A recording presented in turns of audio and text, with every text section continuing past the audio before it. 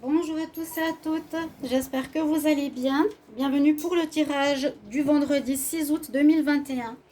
Donc c'est un tirage pour ceux qui découvrent du jour basé sur les 12 maisons astrologiques qui représentent chacune un domaine qui peut être le travail, la santé, les amours, les amis, etc. Je vais vous les dire donc avec des messages de l'Oshozen. Vous avez une carte principale ici. De l'oracle de l'intuition, et puis ici un message au niveau amour de l'oracle amoureux de Tony Carmine Salerno. Donc message général, message amoureux, message par rapport aux 12 maisons. Certains points pour la journée du 6 août vont vous parler, certains pas. Vous prenez ce qui résonne pour vous. Voilà. Alors on y va par rapport à ce message principal. Qu'est-ce qu'il nous dit pour la journée du vendredi, fin de semaine?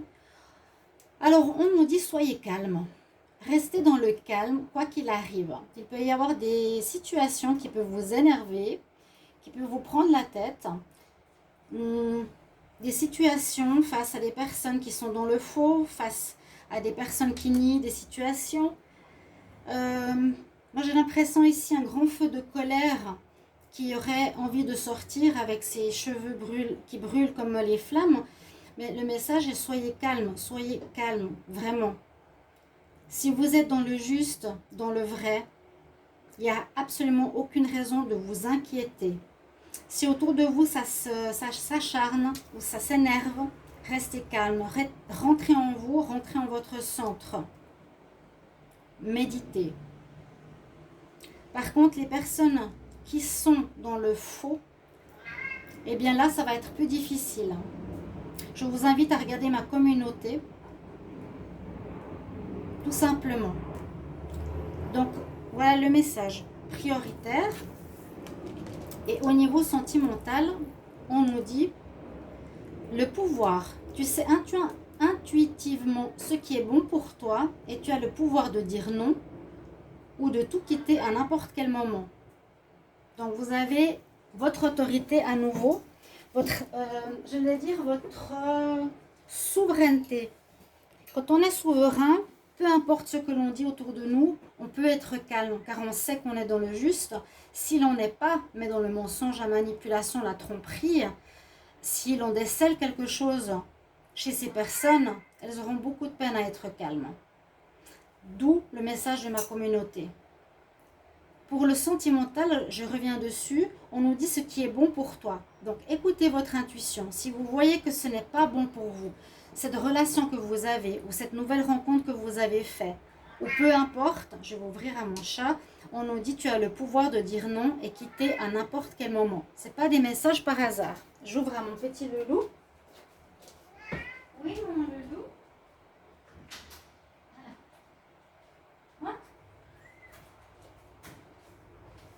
Et on va commencer par la maison 1 qui nous parle de la maison de notre moi, le moi, l'ego.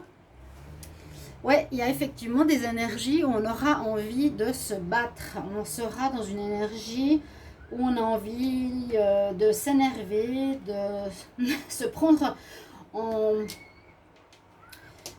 Comment dire? De se prendre en bataille, de batailler, de fighter comme j'allais dire. De se battre, on est en colère, on voit ici des ombres qui sont en colère, c'est peut-être les pensées, ça rejoint la carte du milieu, le moi, pour certains, demain 6 août, pourrait être une journée où il y a pas mal de colère. Donc essayez de voir aussi par rapport à un contrôle de soi-même. La maison 2, c'est la maison qui parle de tout ce qui est ses biens, ce qui est l'argent gagné par son travail. On nous parle de totalité. Par rapport à ces biens, on nous conseille d'être en lien avec autrui, dans la collaboration, dans le soutien, de demander peut-être de l'aide. Ici, sans les autres, on ne peut rien faire. Vous voyez les acrobates, on a besoin du premier, de l'autre et d'une confiance. Donc tout ce qui est travail, gain, c'est grâce à eux que l'on va pouvoir réussir en cette journée. Donc comptez sur les autres pour votre argent et les biens gagnés. La maison 3 est l'entourage immédiat, les frères et sœurs. On a la carte Nouvelle Vision. Donc, on va peut-être voir nos frères et sœurs d'une manière différente. Peut-être se positionner aussi nous différemment par rapport à eux. Il y a comme une prise de conscience par rapport à qui ils sont. Ça peut être des amis proches ou nos amis proches ou nos frères et sœurs qu'on voit différemment. Voilà, il y a une nouvelle vision. Et qui peuvent aussi nous voir différemment en cette journée. Hein. C'est possible aussi. La maison 4 représente la famille, le foyer. On a l'intuition. Famille, foyer, origine. Peut-être nous baser sur nos ressentis, notre voix intérieure, être dans la réceptivité. On a vraiment la carte d'écouter ici sa voix intérieure. En ce qui concerne notre famille, hein, en ce qui concerne notre couple. Si vous êtes en famille, ça peut être nos parents, aussi nos frères et sœurs.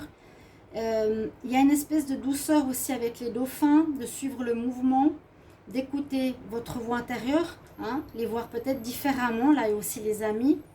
Là aussi, famille, ça peut être pas seulement les parents, hein, les frères et sœurs. Quel message vous recevez de votre petite voix intérieure? Qu'est-ce que vous pensez au fond de vous à propos de votre entourage proche?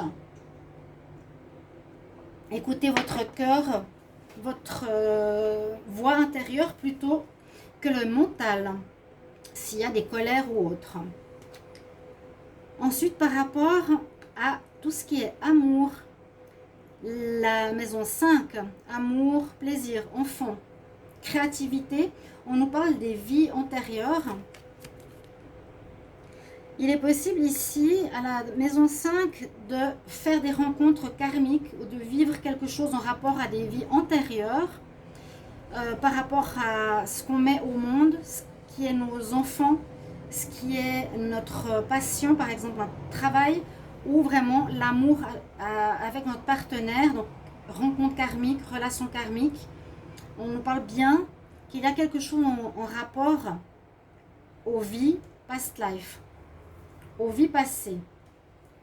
La maison 6 nous parle de vie quotidienne, santé, hein, comment sera un peu notre vie de la journée de demain.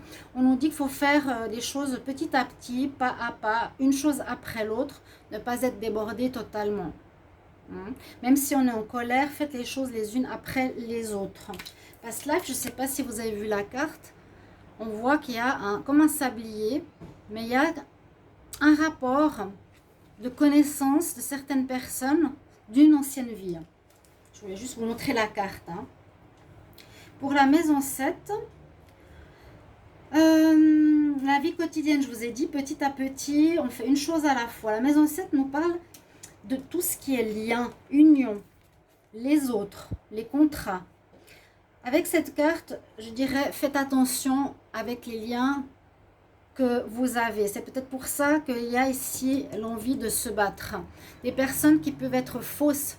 Ça, c'est les politiques. On est décrit politique avec la langue de serpent, la langue de vipère. Faites attention, le masque.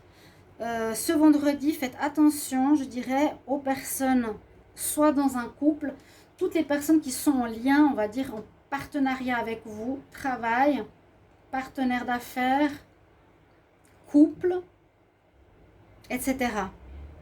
Hein, où vous êtes en lien avec quelqu'un, méfiez-vous, il y a de l'hypocrisie, du faux, il y a de la fausseté par rapport à autrui. La maison 8, eh bien la maison 8, c'est la maison, on va dire, du karma, la transformation, hein, le cycle, les crises, la mort. Il y a quelque chose, oui, qui va vous prendre la tête, qui va vous énerver ce vendredi.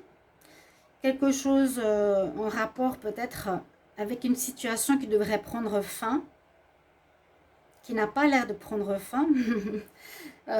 Transformation, mort, changement, fin de cycle. Il y a quelque chose qui vous énerve. Voilà, ça fait le lien. Je vois le lien. Il y a quelque chose qui énerve ici, qu'on a envie de se battre avec quelqu'un de faux. Je le sens ici. Hein. Il y a un face-à-face avec des personnes manipulatrices et menteuses dans le couple ou autre. La maison ici, 9. 1, 2, 3, 4, 5, 6, 7, 8, 9. C'est la maison des voyages, de la spiritualité, un voyage étranger, spiritualité aussi. C'est tout à fait une carte convenable, hein. On nous dit à nouveau, soyez dans la conscience. Donc tout ce qui est voyage aussi intérieur, on peut le prendre comme ça. Soyez dans la conscience, écoutez votre voix intérieure, votre troisième œil. Soyez dans le calme, dans la conscience de ce qui est, dans les faits. La maison 10, c'est tout ce qui concerne les réussites, la réussite sociale, le domaine socio-professionnel, hein, le destin professionnel, notre réussite, comment on est perçu par la société. On nous dit, regardez derrière l'illusion. Peut-être on pense qu'on n'est pas apprécié au niveau social par rapport à notre travail, alors que si on regarde derrière l'illusion de ce voile matériel, derrière, il y a beaucoup de personnes qui vous apprécient pour ce que vous êtes, par exemple. La maison 11 nous parle de ce qui est amitié, ce qui est soutien ou protection. Alors ici, il y aura des compromis à faire dans ce domaine-là. Est-ce qu'il y a des soutiens? Est-ce qu'il y a vraiment une aide? Oui, mais ça sera égal à égal et on devra faire des compromis et aussi être dans l'écoute de l'autre, de la partie adverse. Et la maison 12, c'est la carte des ennemis, des ennuis, des épreuves. Elle nous dit qu'il y aura de la rébellion.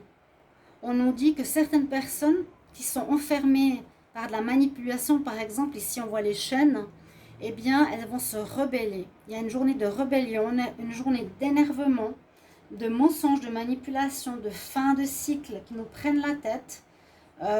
Ouais, il y a la notion de rébellion ici, par rapport à des ennemis qui nous tiennent par les chaînes. Ça, c'est souvent le diable, comme je le dis. Hein? On risque, face à nos ennemis, de se rebeller et de ne plus se laisser faire. C'est eux qui sont juste en dessous. C'est ce que je vois pour votre journée du vendredi 6 août. Voilà votre tirage de la journée. Merci de me dire si vous appréciez, si ça vous parle. En tout cas, ça vous avertit, vous donne des petits messages de conseils et j'espère que ça vous plaît.